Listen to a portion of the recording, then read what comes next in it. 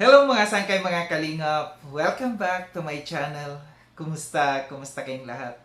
So for today's video, gagawa ko ng reaction patungkol dito sa aking nabasa na isang comment, no, na sinasabi niya na isang ex-kalingap angel na buntis daw ngayon, ang ama yung kanyang bagong boyfriend daw sa ngayon. Gaano katotoo ito? Pero bago ang lahat, no, shout out muna kay Kuya Val, kay Ted na, kay Kalinga Prab, kay Tita Mina Haramilyon, Tita Kong Viots, kay Manay Tere ng San Diego, California, kay Tita Sal ng Illinois, kay Tita Pia Payne ng Australia, at sa inyong lahat na patuloy na sumusuporta at nagmamahal kay Sangkay. Mega love shout out. Ayan. Chika minute tayo ngayon, no. Maulan pa rin dito sa Metro Manila, no. Mag-ingat ang lahat. So magto 2 weeks na ito na ulan ng ulan, and hoping na yung karamihan dyan ay safe, no, sa mga baha-baha. So dako tayo dito sa ating pag-usapan. Meron akong nabasa. Ito yung aking content nung nakaraan patungkol sa isang buntis, no, na ang pinakita kong buntis ay si Berador. May nag-comment dito, no. Basahin ko lang sa inyo. Tinakpan ko lang yung kanyang pangalan para naman maging safe siya sa mga bashers kung meron man, no, magbabash. Ang sabi niya, ang nabalitaan ko si Rachel Morales yata. Nakalagay dito yata. Ang buntis sa bago niyang boyfriend ngayon.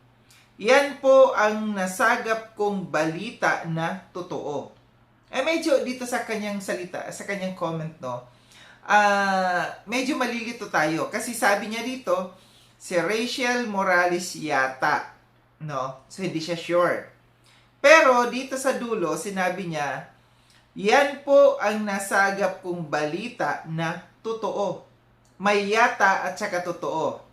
So, hindi natin alam kung ano nga ba talaga, yung ano nga ba, totoo o hindi, no? Pero para sa akin, ito, para lamang sa maging fair lamang tayo dito. Kasi in fairness, sa kay Rachel, no, mahirap para sa kanya na husgahan ng ganito, no, na yung buntis issue. May mga nakikita ako ng mga post, no, ng mga pictures sa kanya, sa mga followers niya, sa mga FB page ng kanyang mga followers, no. May nakikita tayong bagong kasama, no, sa picture na lalaki, si Rachel. And sabi nila, no, bagay daw. So parang inaano nila na si Rachel at saka yung lalaki, no, na yon na aking nakita. Well, hindi ko alam kung ito ay may katotohanan na may bagong boyfriend nga ngayon si Rachel.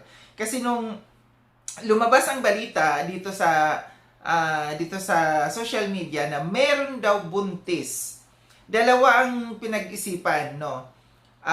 It's either Rachel or Viancy. Kaso nga lang, ang lumabas doon si Berador.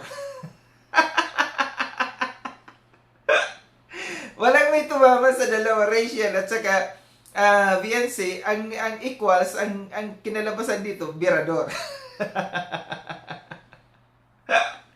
Dito sa comment na ito, hindi ko alam itong nag-comment na ito kung ito ba ay panatiko, supporter ni Rachel, or ito'y may galit sa kay Rachel, no. Kaya mahirap paniwalaan yung ganito, no. Mahirap paniwalaan sa mga comment lamang tayo magbabase, no, na tayo maniniwala. Kinakailangan bago tayo maniwala, may proof. And kasiraan kasi ito sa kay Rachel, no. Alam naman natin na bata, hindi naman, dalaga siya, no. So may iniingatan siyang image, no, na mahirap yung ganito. At isa pa, nandiyan dyan si Daddy Donut. Si Daddy Donut yung sasangga dito, no.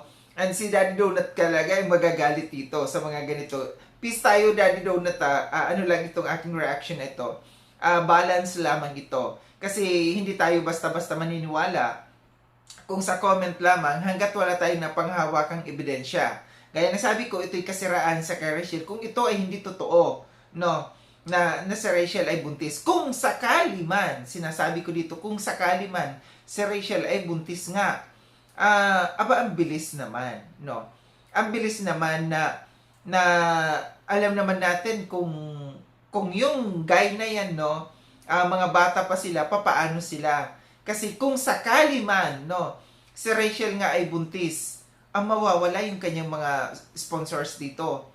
Malamang sa malamang mata-turn off yung kanyang mga sponsors dito, kanyang ibang mga supporters. And wag niyang sayangin, no? Wag siyang sayangin yung pagkakataon ngayon na may mga tumutulong sa kanya. At saka kinakailangan dito, matapos niya muna yung kanyang pag-aaral, no? Kasi mahirap kung tayo'y mapapasubo, no? Ganyan ang mga bata pa, tapos kung walang hanap buhay yung lalaki, hindi pa stable sa buhay, meron na siyang bahay, may bahay na si Rachel, pero ay hindi naman nakakain ng bahay, di ba? Ang pinaka-importante dito, yung meron kayong pangkabuhayan pag kayo ay nag-aasawa. Kaya nga si Sangke hindi pa nag-asawa kasi wala pang pangkabuhayan.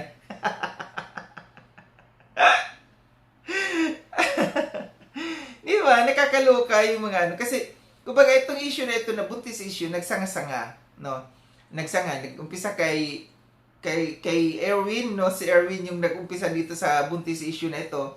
Hanggat nagsanga-sanga kung sino-sino yung mga pinagbintangan dito. And dito na naman, meron na namang comments tayong nakita. Kaya ako kinontent ito, kasi baka mabasa ng iba, no? Baka mabasa ng iba doon sa comment section ng aking upload, no? Na baka maniwala sila. Ito'y ipapaliwanag natin ng maayos, no? Na huwag tayo basta-basta maniwala sa mga comments lamang kung walang ebidensya, no? Kawawa kasi yung tao na napagbibintangan. Lalo na kung meron siyang image na pinoprotektahan, kagaya niyan, estudyante, paano pagkakumalat yan? Hanggang sa school kumalat, no? So, kawawa yung tao. So, ang iba naman, may siguro sasabihin ng iba, sayang kung magpapabuntis din lang kay Ruel na sana. Kasi alam natin na sila yung love team, sila yung naging magjowa talaga, no? Pero kung kay Ruel sana, secure na, safe na, no? Magbuntis man, meron pa rin silang mga supporters, may siguro naman si Ruel may ipon na, and may mga sponsors naman na nandiyan na tutulong pa. Pero kung kagaya niyan, na nag-iisa na lang si Rachel, may mga nabawas dito sa kanya, lalong-lalo na sa mga sponsors. Kasi malamang sa malamang, yung ibang mga sponsors sumama dito sa kay Ruel, kasi dito si Ruel nakikitaan na merong charity na ginagawa. Sa kay Rachel, wala. No? Meron man pa ilan-ilan lang. At saka, si Daddy Donut ang gumagalaw, no? Kasi si Rachel focus sa kanyang pag-aaral. So, ito yung ano dito. Ito nga yung pinag-usapan natin na kung sakali man nagbuntis si Rachel, no? And si Ruel ang ama, secure na, sigurado. Pero, kung dito, kasi nakita ko yung picture na parang sinasabi nilang bagong boyfriend ni Rachel ngayon. Bata pa, no? Parang kaedad lang ni Rachel, at parang estudyante pa lang. Hindi ko alam kasi sa panahon ngayon, di ba? Mahirap din sa panahon ngayon, alam natin ang karamihan mapupusok na. Yung mga kabataan mapupusok na, hindi iniisip, no? Na yung magiging future. So mahirap paniwalaan, ito ba'y totoo? Itong comment na ito, may katotohanan ba ito? O ito'y isang paninira lamang sa kay Rachel? Kaya ako, binabalance ko. Ayaw ko maniwala ng basta-basta hanggat wala tayong nakikitang ebidensya. Kagaya sa inyo mga viewers, no? Huwag tayo basta-basta maniwala. Dito sa social media, mapanglin lang ang mundo ngayon, no? Napaka ng mundo ngayon. Yung fake news nandiyan dyan, akala natin totoo na. Kahit yung mga pictures, may mga AI na ngayon, no? So, ang daming naglipanan na ngayon na hindi, kailangan maging mapanuri tayo, no?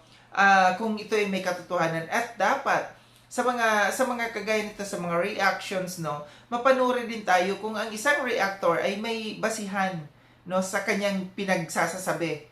Kagaya nito, ayaw kong maniwala kasi wala tayong ebidensya na pinanghahawakan. Kasi kawawa naman yung tao, no? Na pag-uusapan dito sa social media, no, malay natin may galit lamang ito, kaya gusto siraan si Rachel, no, na sasabihin na buntis siya. Kasi, at saka yung mga sinasabi, kailan pag-isipan natin, kagaya doon, nabasa ko, na-analyze ko na yung comment niya, na sinasabi niya mayroong yata, tapos doon sa dulo, totoo. So, pag i-analyze natin mabuti bago tayo maniwala sa mga comments. So, ito lang aking reaction, mga sangkay, mga kalingap, no, na kung totoo man, wala tayong magagawa. Pero kung ito man ay walang katotohanan, kawawa yung tao, no, na ginagawa ng issue ng walang katotohanan at walang basihan. Muli, maraming salamat, mga sangkay, no, sa panonood. Sa mga hindi pa nakapag-subscribe kay Sangkay Long, subscribe niyo na po ako. Click yung notification bell para updated kayo sa lahat ng mga videos na aking gagawin. Like and share itong video na ito, mga sangkay. Kita-kits tayo ulit sa susunod na video na aking gagawin.